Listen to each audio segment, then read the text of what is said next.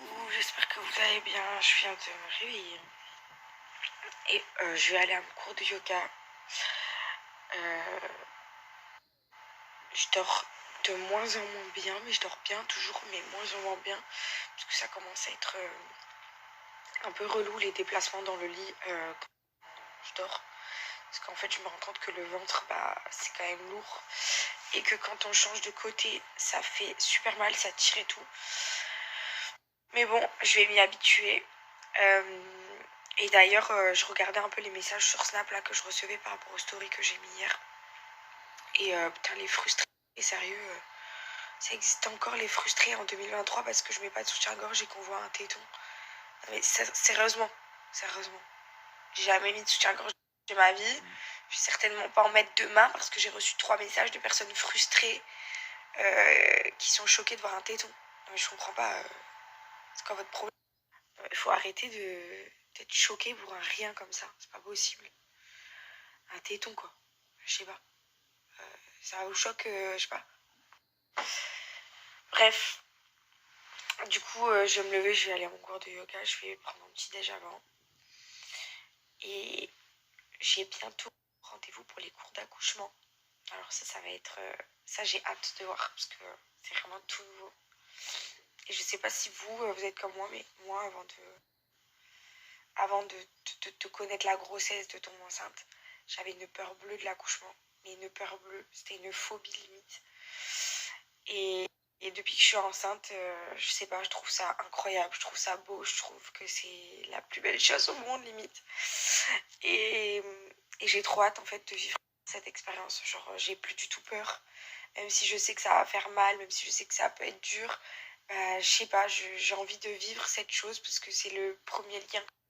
Donc voilà, tout ça pour dire qu'avant j'avais une peur bleue de l'accouchement et qu'aujourd'hui ça a totalement changé. Au contraire, j'ai hâte. Je sais pas comment vous expliquer. À la limite j'en rêve la nuit. Bref, donc voilà. Et hier j'ai fait mon inventaire. Franchement, au niveau de ce que je dois encore acheter, il me reste pas beaucoup.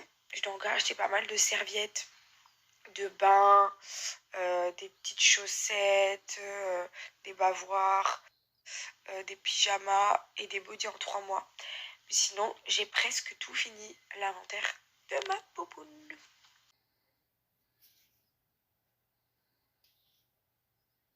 Bon, j'arrive même pas à la finir. J'ai fait des stories sur Snap ce matin et en fait j'ai l'impression que j'arrive pas à faire Snap et Insta.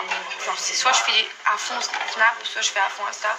Mais les deux, soit je vous mets les mêmes stories dans chaque réseau. Ah ouais mais ça c'est pas...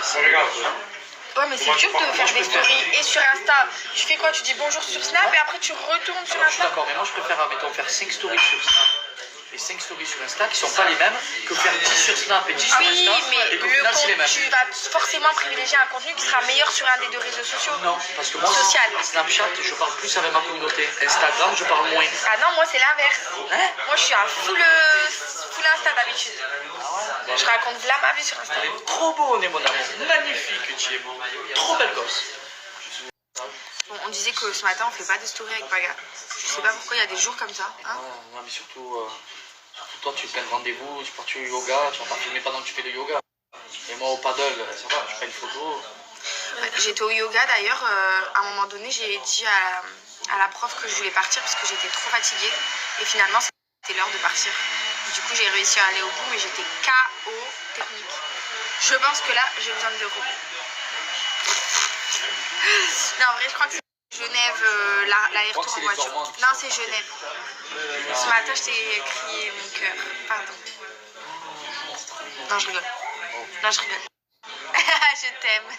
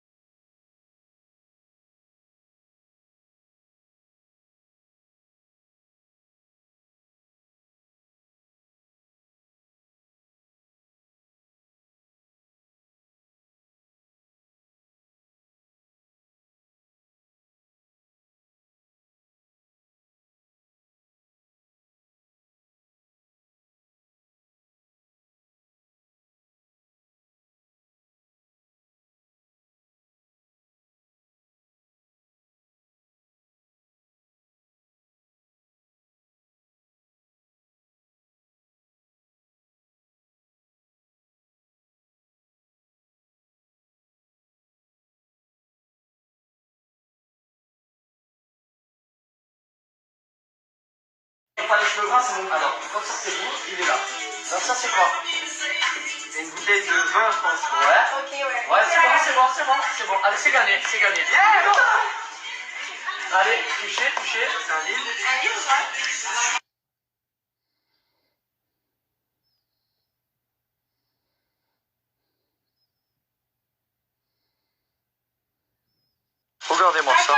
Regardez-moi ça.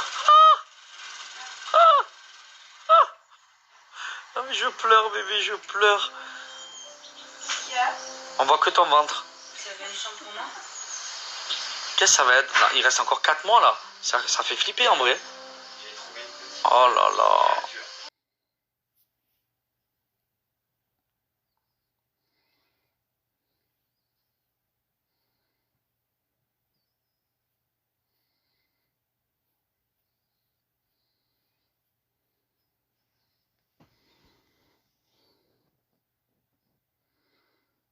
Voilà, je me suis pris un petit bain et du coup j'ai passé à hydrater mon ventre. Alors regardez comment ça pousse, impressionnant.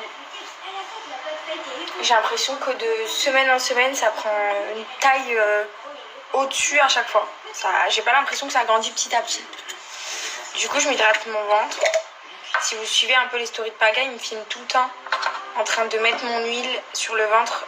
Moi pour ma part, j'ai décidé d'utiliser l'huile Cellule Blue qui est vraiment très bien et qu'on m'a même conseillé d'utiliser avant de tomber enceinte parce que c'est vraiment une huile qui a sauvé énormément de vergetures. Voilà, j'essaye de récupérer, j'ai mon truc qui s'est bloqué. Du coup voilà, c'est vraiment top, en tout cas pour moi ça me fait vraiment du bien. L'huile elle est super agréable et les composants sont...